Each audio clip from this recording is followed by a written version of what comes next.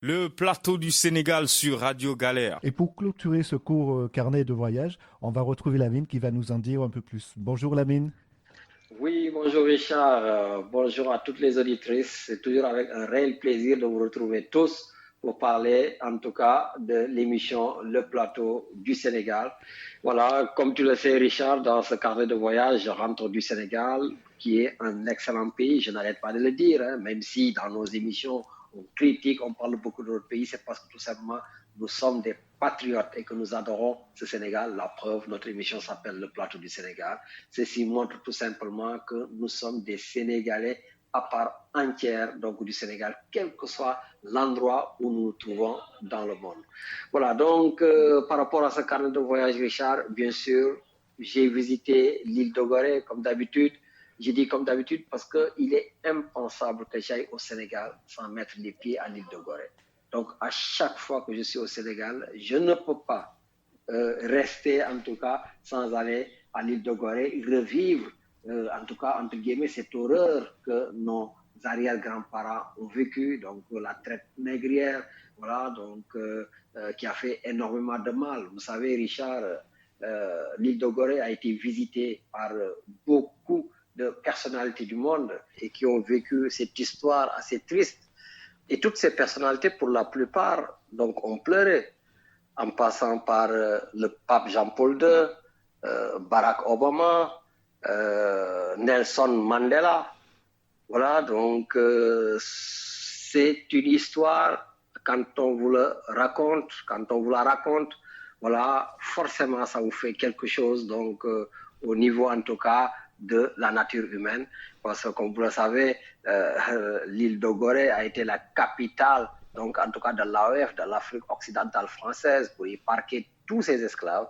Voilà. Et donc, comme je te dis, chaque année, je viens ici en pèlerinage, surtout avec mes enfants, parce que j'aimerais aussi que les enfants sachent leur histoire, que les enfants sachent justement comment ce commerce triangulaire s'est passé entre l'Afrique, l'Europe et l'Amérique. Voilà. Et aujourd'hui, que ce soit dans leurs écoles, on leur parle de colonisation, on leur parle de traite négrière. Donc, eux qui ont en tout cas la chance d'avoir cette biculture, en tout cas cette binationalité, c'est extrêmement important aussi quand ils viennent dans leur pays, qu'ils sachent, qu'ils connaissent leur histoire pour mieux aussi affronter le monde. Et c'est toujours bien de connaître aussi là d'où l'on vient, parce que quand on sait d'où l'on vient, eh ben, on n'aura pas en général trop de difficultés pour savoir où l'on va. Voilà Richard, donc après ce périple quotidien, donc en tout cas quotidien et annuel de l'île de Gorée, voilà, j'ai voulu aussi faire découvrir le monument de la Renaissance. Voilà, le monument de la Renaissance qui est un bijou qui a été donc en tout cas pensé par notre président visionnaire, le président Abdoulaye Wade. Voilà, le président Abdoulaye Wade a eu cette idée de toujours mettre en avant la culture, parce que le président Abdoulaye Wade sait que la culture est extrêmement importante dans un pays. Donc, il a créé en tout cas des événements tels que le FESPACO, donc en tout cas au Sénégal. Aujourd'hui, le monument de la Renaissance avec tout ce qu'il y a dedans. Richard, tu en as parlé. Peut-être la seule critique, c'est est-ce que c'était la priorité du moment ou pas. Mais comme je l'ai dit, voilà, aujourd'hui, il n'est plus question de priorité ou pas. Ce monument est là. Et j'aimerais, en tout cas, que le Sénégal puisse tout simplement valoriser davantage ce monument de la Renaissance, l'expliquer au monde entier, mais aussi surtout l'expliquer aux Sénégalais. Parce que j'ai l'impression que nous, Sénégalais, nous ne, en tout cas, savons pas grand-chose de ce que nous avons dans notre pays en tant que patrimoine historique. Voilà. Donc, il y a beaucoup d'ailleurs de Sénégalais, de Dakarois qui habitent ici et qui n'ont jamais mis les pieds à l'île de Gorée. Voilà. Et je pense qu'aujourd'hui, on devrait en tout cas leur parler davantage de ces histoires avec le monument de la Renaissance.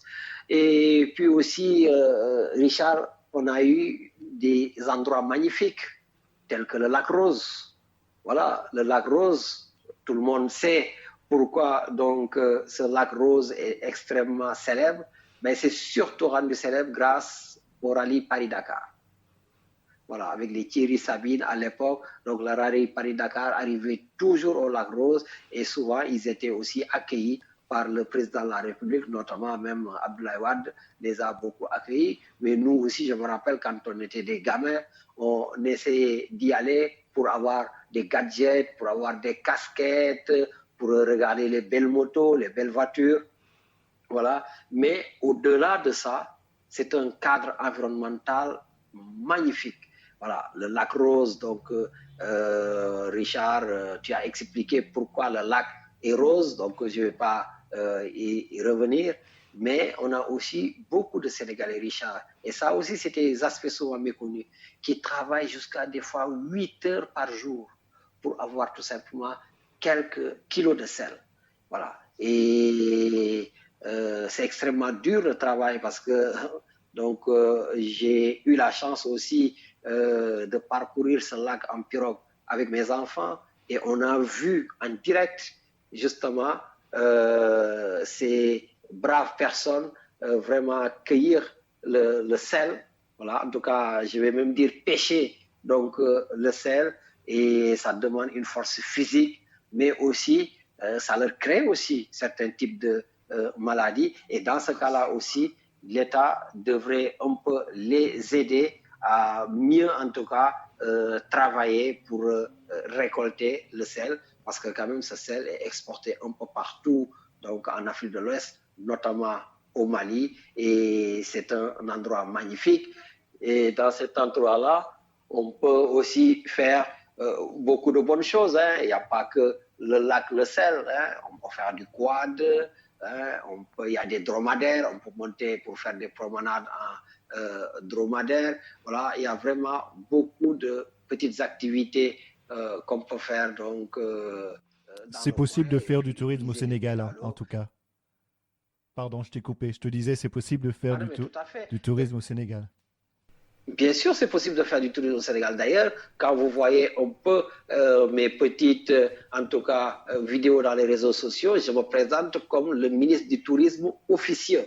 Voilà, parce que je pense qu'aujourd'hui, et oui, le ministère du Tourisme devrait faire son maximum pour vendre la destination du Sénégal. Parce qu'on a de quoi vendre la destination du Sénégal. Là, Richard, je vous ai parlé du lac Rose, avec quand même des hôtels qui sont des hôtels dignes de ce nom, des hôtels à 4-5 étoiles, avec des piscines, avec un cadre génial, un cadre magnifique. Voilà. Et d'ailleurs, justement, pour parler de tourisme, j'ai visité aussi les îles du Saloum. Voilà, ça aussi, c'est méconnu du Sénégal, les îles du Saloum.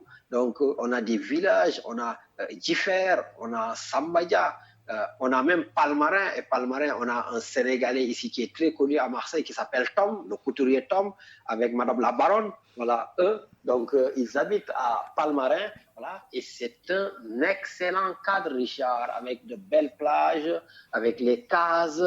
Vraiment, il y a de quoi faire avec le tourisme au Sénégal. On a notamment le parc de Djoudj, qui se trouve là-bas vers Saint-Louis du Sénégal.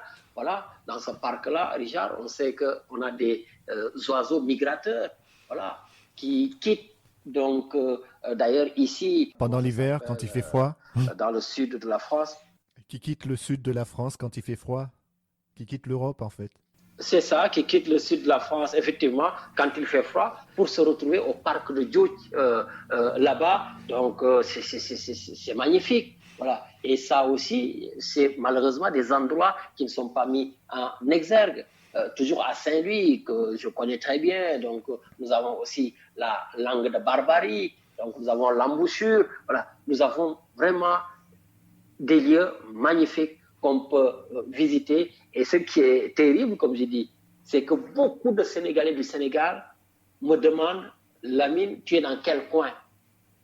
Ce n'est pas des Sénégalais qui vivent aux États-Unis. Hein. Ils vivent à Dakar, ils vivent à Saint-Louis, à Kaolack, Tambacounda. Et ils me disent, je ne connais pas ces endroits-là. Est-ce que tu peux me dire les prix? Comment on fait pour y aller, tout ça? Et je leur explique. Voilà. Donc je pense qu'aujourd'hui, il y a un effort particulier qui devrait être fait tout simplement pour permettre à tous ces Sénégalais, pourquoi pas, de faire du tourisme interne, du tourisme à l'intérieur du Sénégal pour découvrir ce Sénégal. Et au-delà justement de ce tourisme national, eh bien sûr, on va en profiter pour développer le tourisme international parce que on a un excellent pays, un pays qui est dans une certaine stabilité, un pays où, oui, les choses qui sont un peu difficiles, c'est souvent le transport, voilà, et je pense qu'on devrait développer davantage les axes routiers, mais aussi pour développer les axes routiers, on devrait aussi, quand je dis on, je pense au gouvernement, tout faire pour, en tout cas, pour qu'il y ait moins d'inondations. Parce que, comme je dis au Sénégal, on construit des immeubles et après, on essaie de réfléchir pour voir l'eau où elle doit passer. Alors qu'on devrait réfléchir en amont pour voir, en tout cas, les endroits qui sont susceptibles d'être inondés, faire quelque chose avant, en tout cas, de construire des choses. Voilà, et c'est valable aussi pour la route, parce que quand il y a la pluie, dès qu'il y a un peu de pluie, parce que j'entends les gens du gouvernement dire tout le temps qu'il y a des pluies exceptionnelles. J'ai l'impression que toutes les pluies au Sénégal sont exceptionnelles parce que dès qu'il y a une pluie, il y a des inondations. C'est parce que aussi, on devrait beaucoup travailler sur l'assainissement, on devrait beaucoup travailler sur les transports pour permettre en tout cas aux Sénégalais de se déplacer plus facilement. Et quand les Sénégalais eux-mêmes se déplaceront plus facilement, je pense que les touristes qui vont venir donc de l'extérieur du Sénégal pourront être aussi en tout cas motivés pour aller à l'intérieur du Sénégal parce que la saison des pluies, c'est très très compliqué au pays. Donc le Sénégal, c'est une destination touristique qui vaut le coup. Ah non, mais tout à fait, c'est une destination touristique qui vaut le coup. Et là, je n'ai pas parlé de tout le Sénégal. Voilà, donc les Ziguinchorois, les Sénégalais du Sud, j'ai des amis qui habitent à Carabane.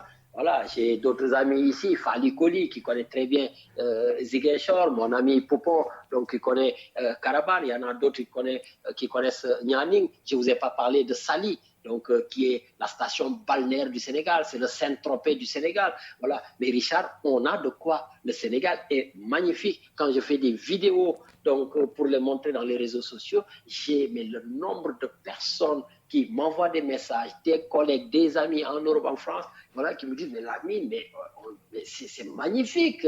Voilà. Mais ça, Richard, je le fais parce que, comme je dis, je suis le ministre du Tourisme officiel, mais ce n'est pas mon rôle. Enfin, si, on peut tous se considérer comme des ambassadeurs, comme des consuls généraux de nos pays, mais quand même, il y a des gens qui sont payés par l'argent du Sénégal, il y a des gens qui sont payés par nos contribuables du Sénégal, et ils devraient tout simplement, par les contribuables sénégalais, ils devraient en tout cas faire le maximum pour que cette destination touristique du Sénégal soit mise en avant, comme le font certains pays comme la Thaïlande, certains pays comme la Chine, certains pays comme le Japon. Voilà, donc on a vu le Tibet. Voilà, on a des pays aujourd'hui, Paris avec sa tour Eiffel, avec tout ce qui s'ensuit. Donc il y a des pays qui savent vendre leur destination. Et nous, je pense, on a encore du mal à vendre la destination Sénégal. Surtout qu'à chaque fois qu'on parle de l'Afrique, à chaque fois qu'on parle du Sénégal, on parle d'insalubrité, on parle de cherté de la vie. Oui, aussi, la vie est très chère, Richard. La vie au Sénégal est très très chère, mais ça va être un chapitre à part. Pour le moment, on va oui, dans le plateau du Sénégal, spécial politique. Là, on est toujours dans les carnets, voilà, comme tu dis. Carnets de voyage. Voilà, là, on va rester dans le carnet de voyage. Voilà, donc on va peindre un Sénégal très beau, un Sénégal joli, un Sénégal touristique. On ne va pas parler de sujets qui fâchent. Mais aujourd'hui, comme je dis, on devrait pouvoir vendre notre pays, le Sénégal, comme le font beaucoup d'autres pays, parce que nous avons des atouts que même ces pays-là n'ont pas. Voilà, parce que quand on a la mangrove, quand on a les îles du Saloum, qu'on se balade, Richard, en pirogue, on voit les crocodiles, Richard. Tu vois les crocodiles, tranquille. Bon, je me rappelle, j'ai dit au piroguier, c'est bon, j'ai vu là, parce qu'il m'a dit, est-ce que tu as vu le crocodile? J'ai dit, je l'ai vu, il voulait se rapprocher davantage. J'ai dit, non, je l'ai vu, il est très bien là où il est loin. Donc voilà, et on a vraiment une faune magnifique, sans parler bien sûr de la flore. D'accord. Donc je pense que Lamine, il y aura encore beaucoup à dire sur le tourisme au Sénégal, voyager au Sénégal. J'aimerais que tu nous dises, tu nous as parlé de tout ce qu'on peut faire dans la journée, toutes les excursions. Est-ce qu'on peut faire des choses le soir au Sénégal? Est-ce qu'il y a des concerts, il y a des salles de spectacle, tout ça?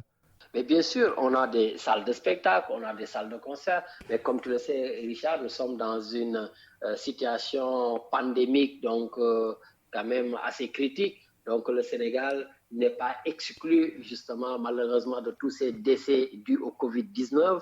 D'ailleurs, cette année, nous avons eu beaucoup de personnalités qui sont décédées du Covid-19 depuis donc l'ancien président de l'Olympique de Marseille, Pape Diouf, qui a été le premier Sénégalais à malheureusement mourir du Covid au Sénégal. Après, il y a eu beaucoup d'autres personnalités qui sont parties, des marabouts, tout ça. Et encore, une fois de plus, au Sénégal, certains encore ne croient pas à cette maladie de Covid. Voilà. Et on a même des responsables, en tout cas des autorités de l'État du Sénégal, en tout cas qui ne montrent pas le bon exemple. Mais j'évite de parler politique, donc sur ce carnet de voyage, mais ce serait bien en tout cas, oui, ce serait bien en tout cas que les Sénégalais, en tout cas pour la plupart, sachent qu'il y a encore le Covid qui est là, qui est présent et qui tue. Donc le soir, beaucoup en tout cas de sites culturels restent fermés, mais quand même, voilà, je ne vais pas faire l'hypocrite. Oui, Richard, je partais pratiquement souvent les week-ends en boîte de nuit. Les boîtes de nuit sont en tout cas ouvertes. Voilà. Et dans les boîtes de nuit, quand même, je le dis, il n'y a pas de test PCR, il n'y a pas de passe. Oh non, on y rentre comme on veut. Voilà. Donc, du coup, voilà, j'essaie de garder mon masque, en tout cas le maximum possible. Il y avait certains, pas tous. Voilà, on devait être 3 ou 4 à garder nos masques, mais le reste, ils s'en foutent. Voilà, personne ne garde les masques, mais crois-moi, toutes les boîtes de nuit sont ouvertes et il n'y a aucun test pour aller danser. Maintenant, après, c'était de la responsabilité individuelle et personnelle de chacun de prendre les mesures, en tout cas adéquates, pour ne pas ramener le Covid-19, en tout cas chez eux ou contaminer les autres. Mais oui, Richard, donc du côté des Almadies, il y a beaucoup de choses à faire.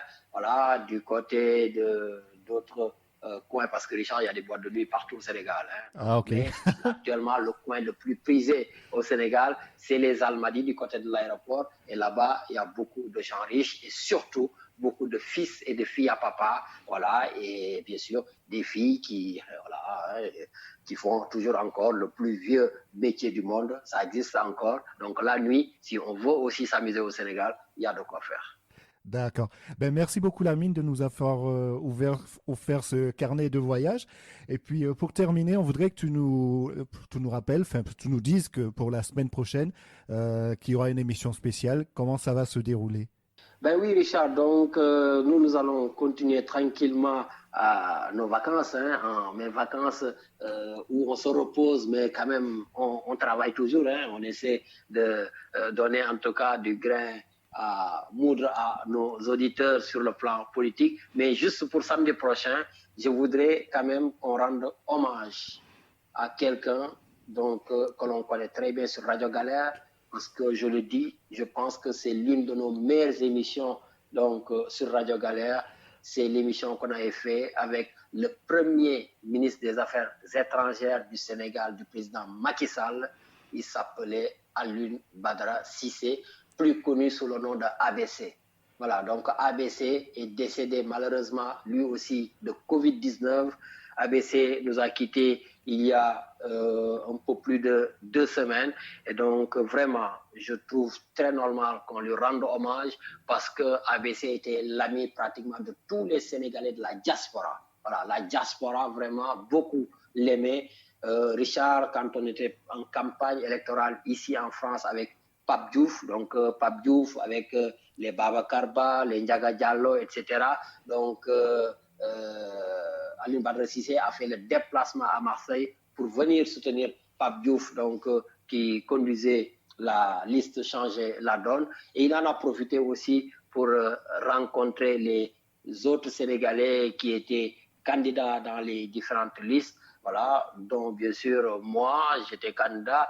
Mais au-delà de cette candidature, c'est qu'Alioune Badara Cissé était mon ami. C'était un très, très, très, très bon ami. Voilà, il n'y avait pas une seule année où je pars au Sénégal sans qu'il m'invite à venir manger chez lui. Voilà, et qu'on refait, en tout cas, qu'on refasse un tout petit peu toute la politique du Sénégal. Donc, Alioune Badara Cissé, qui a été nommé aussi médiateur de la République, voilà, nous a quittés il y a quelque temps et je pense que c'est l'une des personnalités du Sénégal qui a fait l'unanimité sur son franc-parler, qui a fait l'unanimité sur ses convictions. Voilà, il a été le numéro 2 de l'Alliance pour la République, qui est le parti du président de la République. C'est lui-même qui a écrit pratiquement les statuts du parti du président de la République. Il a été, comme je l'ai dit, son premier ministre des Affaires étrangères et c'est une personne qui n'a pas froid aux yeux, c'est une personne qui dit les choses telles qu'elles sont. Mais le problème dans notre pays, surtout en politique, des personnes comme ça, on fait tout pour les combattre. Et je le dis aujourd'hui après l'émotion, parce que tout le monde a dit que du bien sur lui, tout le monde pratiquement se réclame être son ami, mais je le dis solennellement aujourd'hui, Alioune Badara Cissé a eu tous les problèmes du monde avec l'équipe qui entoure le président de la République et même le président de la République en tête. Aujourd'hui, on a eu tellement de discussions entre nous que si je vous disais tout ce que, en tout cas, les gens de l'APR lui ont fait très mal, à l'associer avec des trafiquants de drogue, à inventer des choses, à lui créer des problèmes à n'en plus finir. Voilà. Aujourd'hui, ça permet tous de dire que c'était leur ami, qu'ils étaient bien, tout ça. Non. On a été un petit groupe restreint et nous savons, en tout cas, qu'il a souffert. Je peux en citer quelques-uns. Voilà, Adama Kanté, qui habite à Montpellier. Voilà, elle peut témoigner et dire ce que je suis en train de dire. Momar Dieng, qui est en Espagne, peut témoigner pour dire ce que je dis. Il y a d'autres personnalités aujourd'hui qui même étaient à Marseille, connaissaient très bien Alioune Badara Cissé et savaient en tout cas ce que je suis en train de dire. Et j'en profite en tout cas pour présenter toutes mes condoléances à une personne vraiment qui va se reconnaître, qui était très proche à Alioune Badara Cissé et qui ne se remet toujours pas. En tout cas, voilà, je pense qu'on va laisser tout simplement samedi prochain Alioune Badara Cissé parler, les témoignages parler, et puis on finira en beauté, Richard, pour les autres semaines en revenant bien sûr à l'antenne. Merci beaucoup Lamine et à très bientôt alors sur Radio Galère. Merci, à bientôt Richard. Au revoir. Le plateau du Sénégal sur Radio Galère.